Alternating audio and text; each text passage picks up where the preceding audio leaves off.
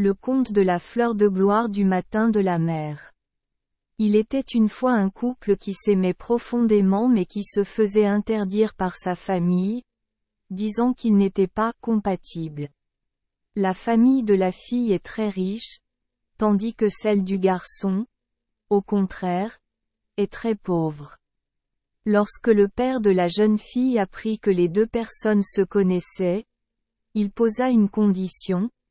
Si le garçon gagne assez d'argent pour acheter les cadeaux requis, il mariera la fille au garçon. Et à partir de ce jour, le garçon vint sortir tous les jours, pêcher dans la mer dans l'espoir de trouver assez d'argent pour acheter des cadeaux de mariage pour la jeune fille. Quand l'argent était presque suffisant, il ne lui restait plus qu'un voyage pour avoir assez d'argent.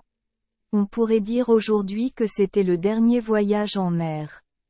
Mais ironiquement, le garçon est parti et n'est pas revenu. Son bateau a rencontré une grosse tempête.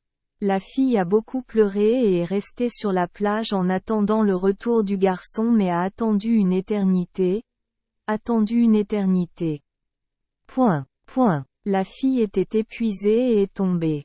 Les dieux ont eu pitié du sort de la jeune fille et l'ont transformée en « Sea Morning Glory », et ce légume poussait toujours vers la mer comme si la jeune fille voulait aller à la mer pour retrouver le garçon. Après la mort du garçon, elle a également demandé au dieu, le dieu s'est transformé en vague. Ainsi, chaque fois que les épinards de mer poussent et se propagent dans la mer, les vagues rebondissent vers le rivage. Parce que le garçon ne voulait pas que la fille aille à la plage pour le retrouver, il s'inquiétait pour la sécurité de la fille. Merci les enfants des Esperluette Croisillon 39.